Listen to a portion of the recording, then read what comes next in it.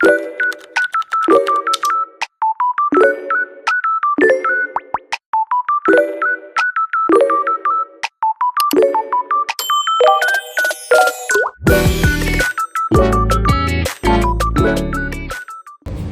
I'm Anne, and this is my first video on this channel, and I was just going to do a wrap up of what I've read and a to be read, because I don't have much time to read nowadays because of like finals, exams, all that stuff, you know, and so I just wanted to do a wrap up, and yeah, so let's get started.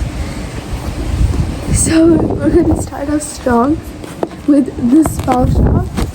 Absolutely loved this book.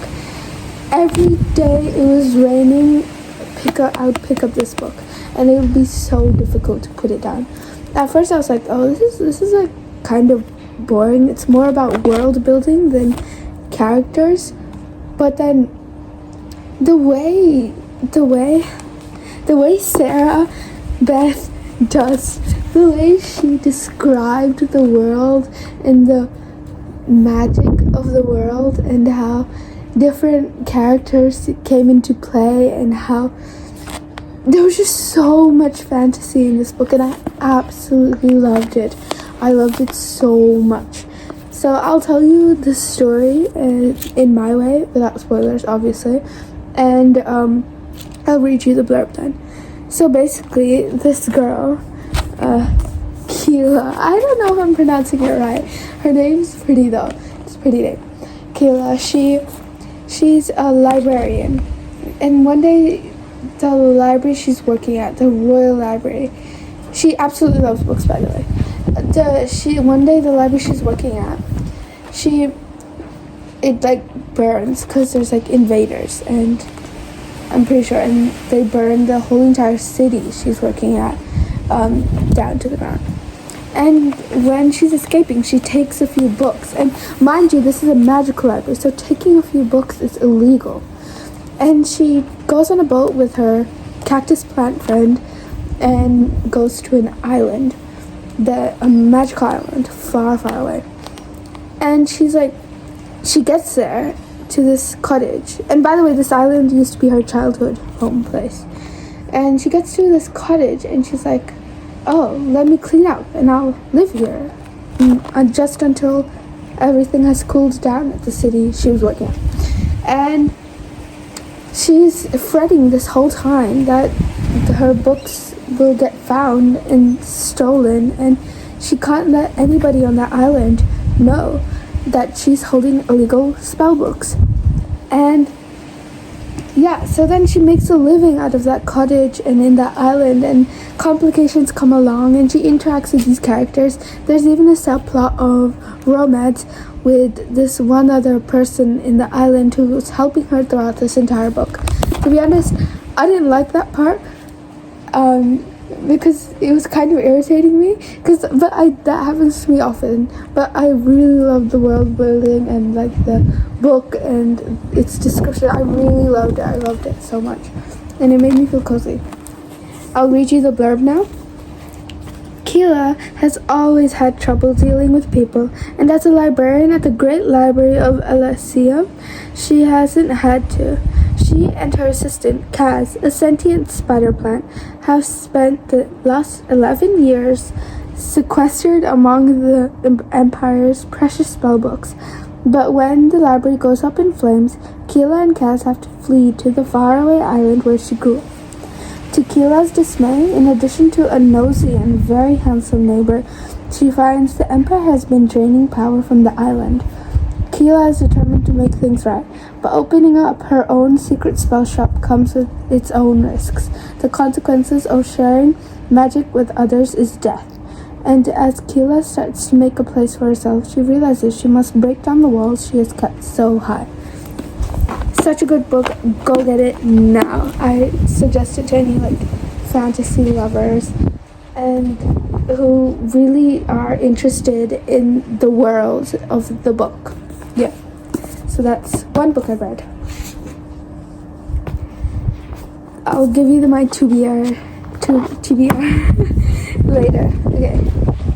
And this is currently what I'm reading, but I have to start with the first book in the series, and I'm sure you know what it is. Guitar. Okay. So this book is really popular for all the book girlies, absolutely loved. And I'm just gonna get into the story, because I can't really judge the book yet, because the first book in the series is like the rest of the books in the series. It will determine how I think about the first book in the series. But if you ask for my judge right now, it's actually pretty good. It's pretty amazing. And I really love the plot twist, because like I swear every last page of a chapter there's a plot twist, and you gotta keep up, because this is really good though.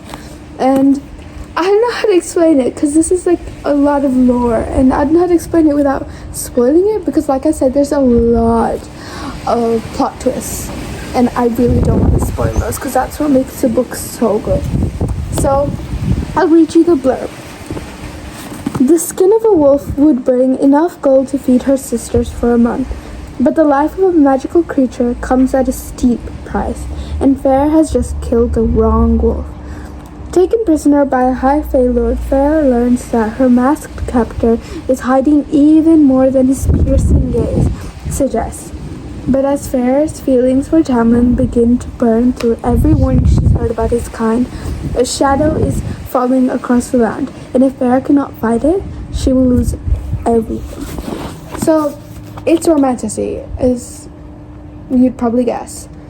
And it's good. It's like pretty good. It's actually pretty good. And I don't know what it is, but I just really like authors with Sarah in their name. But yeah, it's good. It's good. Okay. And now I'm currently reading the third book. Third, right? Yeah. The second book was also fire, but on the blurb is literally a spoiler. There's so many plot twists. I really love it. Okay. Let's start with my first TBR. Oh my gosh. I don't think this is a... What do you call those? A set of books, I guess. I think this is just one book. The first one code.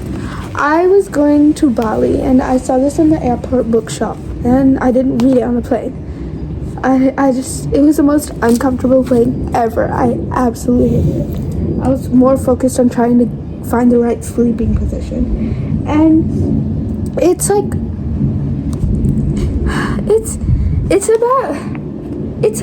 I started reading it, and I'm just gonna be straight up.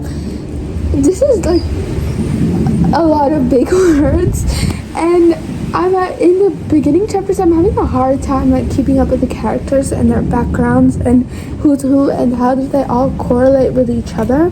But I guess that's reasonable because it's only the first chapters, and I shouldn't judge a book already just because I read the first two chapters. But it's pretty good, and I picked it up because I really like books that I really like mystery and fantasy, and I really like thrillers. Like I said, the previous book, I really liked it because of its plot twist, so that says a lot. I'll read you the blurb. 1812.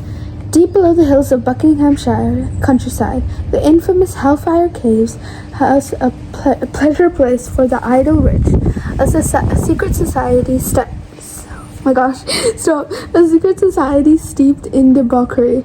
When the club's warden is brutally murdered, his half-sister Dora must follow the clues to decode who the killer is, aided by an unexpected ally, ex-army officer and son of a viscount, Dr. Jacob Sands. As a shadow dogs their every footsteps, Dora and Jacob find themselves in the middle of a shocking conspiracy, caught between the legendary Illuminati and the Hellfire Club. With its time running out, they must fight against both the most influential I'm having a hard time. I'm sick. Influential gentlemen of the town, and the undeniable attraction they feel towards each other. Didn't know that was romance. I did not read the last line. Anyways, it sounds good because I really like when books associated with legendary creatures. Like, I'm gonna be real, it's like when Pokemon associated with Mewtwo and I knew Mewtwo was pretty legendary. I really enjoyed that. I like when they get straight to the legendary stuff and it's just like there's no sub-boss, just the big boss. And the Illuminati is the big boss in this case, and I really like the conspiracies of Illuminatis and stuff like that. I love conspiracies. So that's why I picked this book, and I'm reading it little by little. The next book is famous too, kind of like ACOTAR, and my friend is pushing me to read this. I'm in the middle of reading the ACOTAR series, and it's really big read, and I'm a pretty slow reader. She's pushing me to read this book, and no, but I'm pretty excited. So I brought this from Big W the moment I saw it, and I'm pretty excited to finish all my books and start on this one. But I don't know if I want to start on the series after reading ACOTAR, because series take a long time to finish, you know?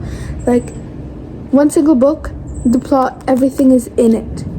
But then when you read the first book of a series, I feel inclined, I don't know, to finish the entire series. And so that's like one of my rules. You can't put down you can't read the first book of a series and then put it down and never touch it again. But I did do that with the series Gone. It's just because sci-fi wasn't really my thing, and they were being so gory, it was giving me nightmares. But I'll probably put it up again because it's looking really tempting on my shelf. Anyways, so I'm very excited for this one. And yeah, that's all my books I have read and are to be read. Here's ACOTAR, The Spell Shop, really suggest, freaking love it. The First One Code, and Carvo by Stephanie Garber. Thank you for tuning in. Bye!